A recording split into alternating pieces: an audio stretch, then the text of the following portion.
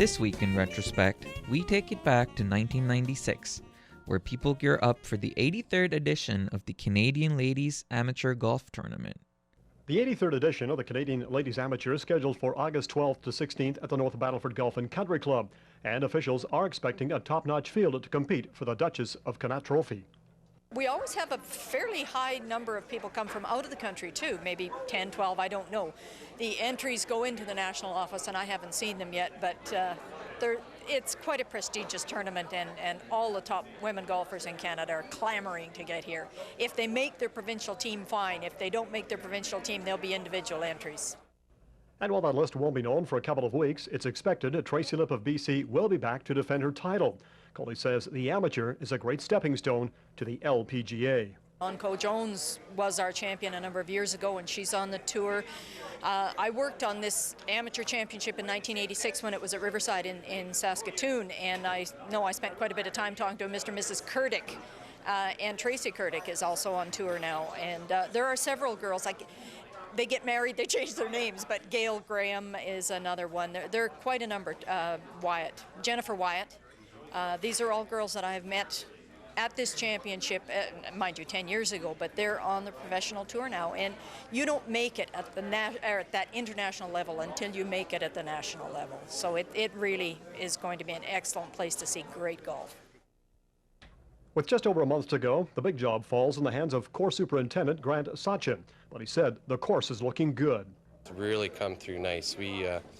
We have a couple greens that were a little shaky off the start, but just in the last week even, they're really filling in. So things are starting to come together. The North Battleford course may not compare to a Glen Abbey or a U.S. Open course, but Sachin says it will be a good test of golf. It's got some length, narrow fairways. You got to hit the fairways, and the rough isn't that long, but it's lush. So you got to hit it pretty straight. And then the greens. Everyone talks about our greens. They're always a little slick, always little undulations in there you don't seem to see, so it'll be a good test.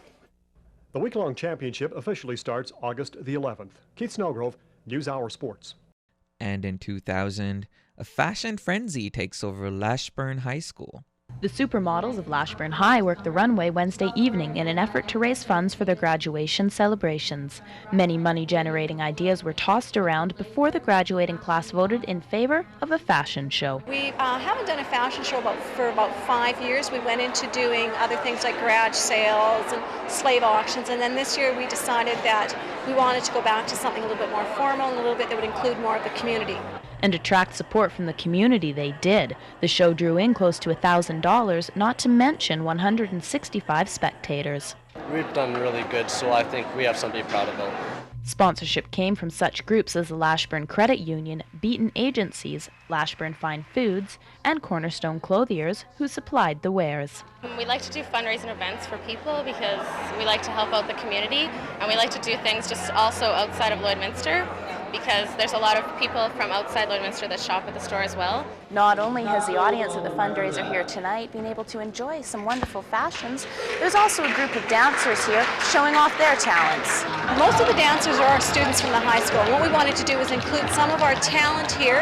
We have a music program that we will have an evening of music next week on Wednesday, and our musicians have been recognized provincially, but our dancers haven't been, so we wanted to give them a bit of a spotlight as well.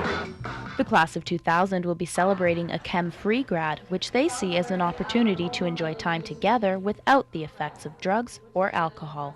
We won't be drinking alcohol at all. There'll be no alcohol at the grad. It's a safe way. It's a good way to have a grad. At Fashion Frenzy in Lashburn High School, Anne-Marie Blackburn, NewsHour.